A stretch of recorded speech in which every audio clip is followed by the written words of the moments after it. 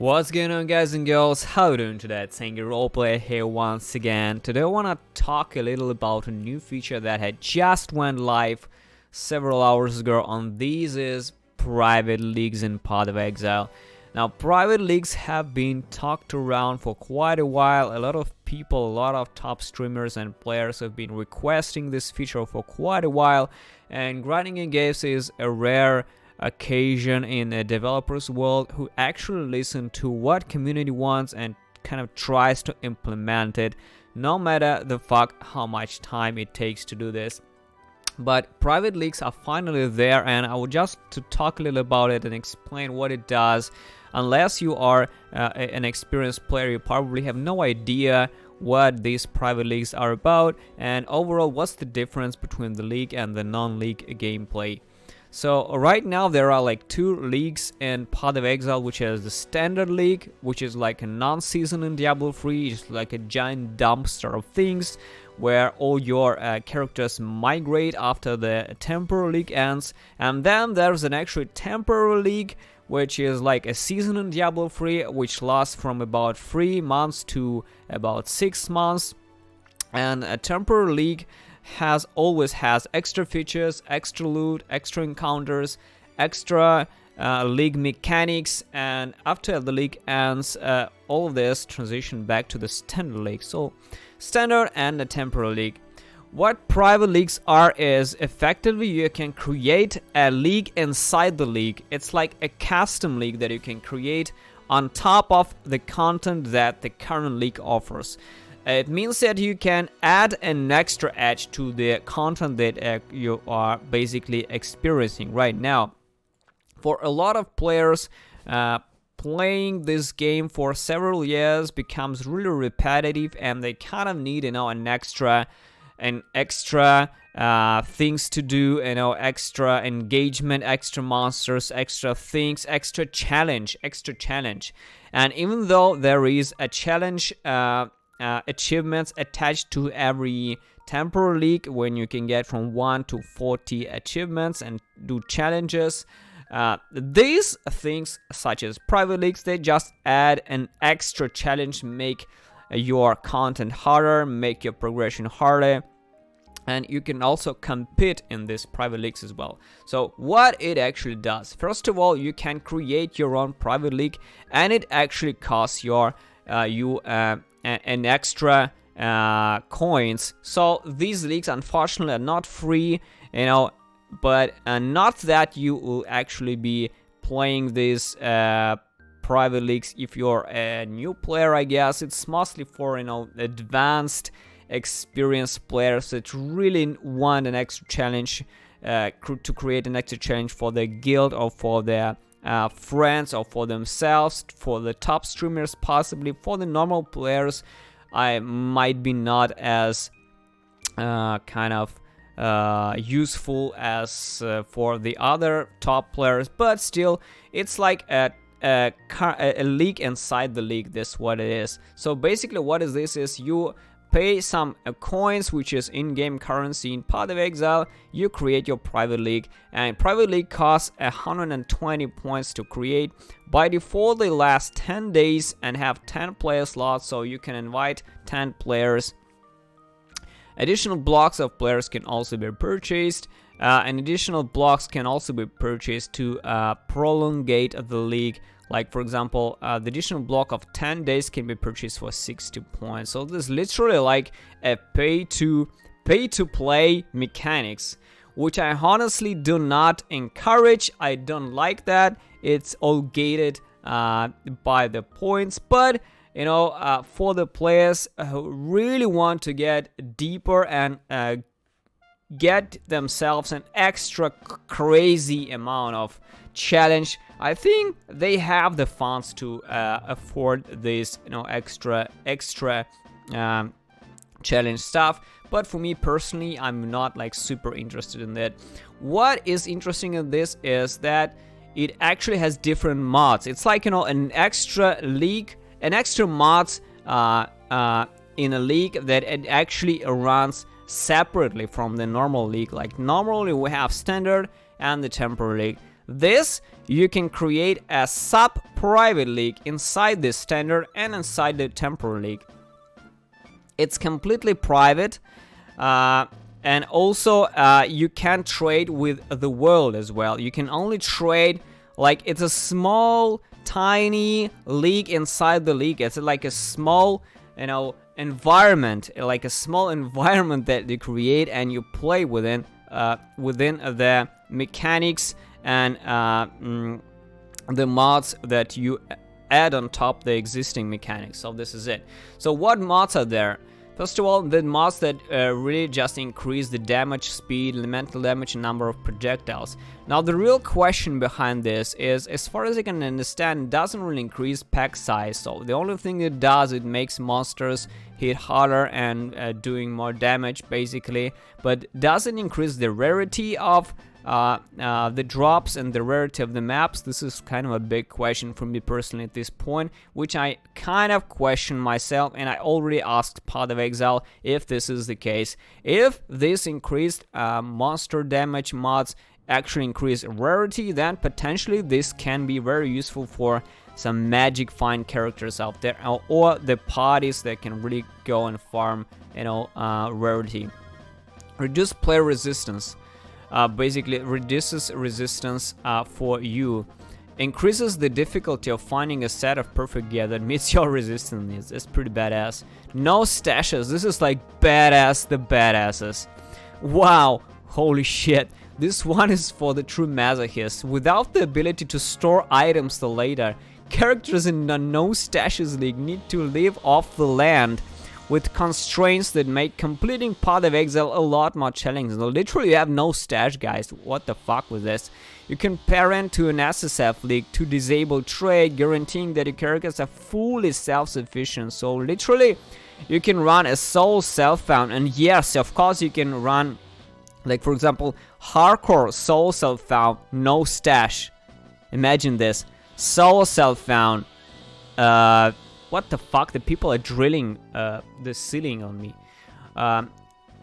So soul self-found, hardcore, no stash. Imagine this kind of a crazy ass challenge. This is absolutely ridiculous. And this one is also pretty insane. No magic or rare items drop. In leagues of this type, you can only find normal and, at the usual drop rate, unique items. So you have to use every currency item you find to add mods to your gear. That's absolutely badass. It's actually, you actually be using orbs of alchemy like crazy. You'll find yourself actually using orbs of transmutation, running out of essences, and treasuring every chaos orb for its intended purpose. This is absolutely badass. Absolutely badass. This also reminds me of the Gucci Hobble kind of challenge that was created by ZGD several months ago, where he actually created a challenge for him, and it kind of went to the public, where he just tried to play using unique items. Imagine you can only fucking play with unique items, and if they just do not drop, you do not progress. You're struggling with everything. This is really badass, guys. It's crazy. This is also pretty bad. Look at this. No vending. In a no vending league, you can buy items from or sell items to NPCs in town. You are still able to complete quest objectives, but can rely on vendor recipes or NPC shops to gear up. It's pretty fucking crazy. Imagine this is soul self-found and you're like out of fuses all the time. It basically, you can't trade your jewelers for the fusings, and how the fuck are you supposed to 6-link in the no vending league? I have absolutely no idea. This is absolutely retarded. This is absolutely crazy. There's also they have plans to add more of it, and look at this. We have plans for even more mods to add to the system, such as the durability, which is like Hello Diablo 1, guys, where item quality can become negative with use and the item is destroyed when it is -20. Holy shit. This is actually very fucking cool. That's kind of annoying mostly, but no, kind of cool as well.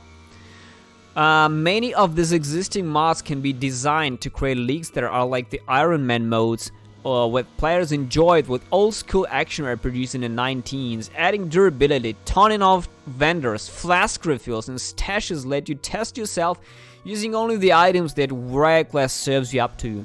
Alternatively, you could add a pile of punitive monster mods and experience extremely tough content and a fresh economy. This is absolutely crazy.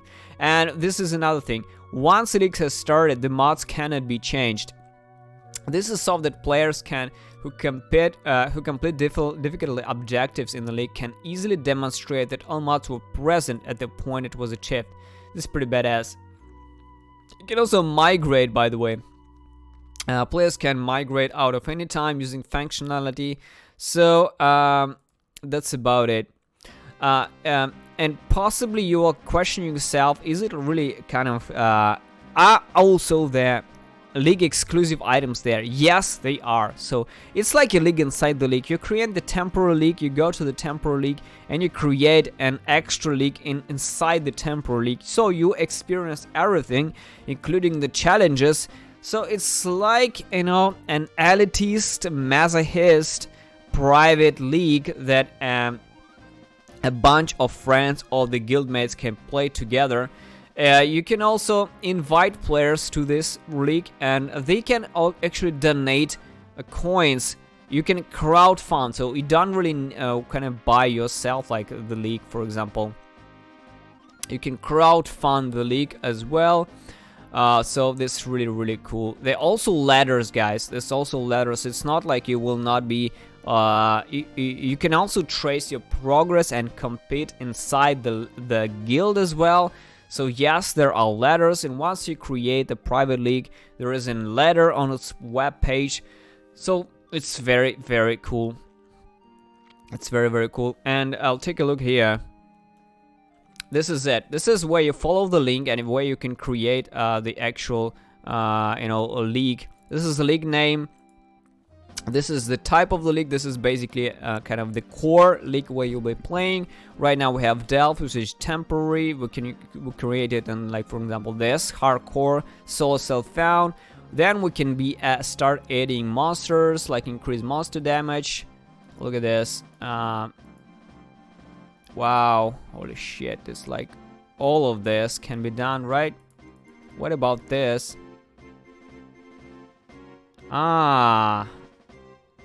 It's like this. You can select all of this and what?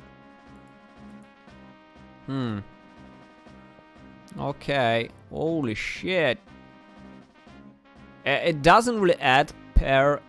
It doesn't really add per mod, so you can just get this. Increase monster life. Let's do this. Monster speed free. Monster life, monster speed, elemental damage, projectiles reduced, resistance. So imagine this kind of shit to play, guys. Increased damage. No vending, no magic drops, no stash.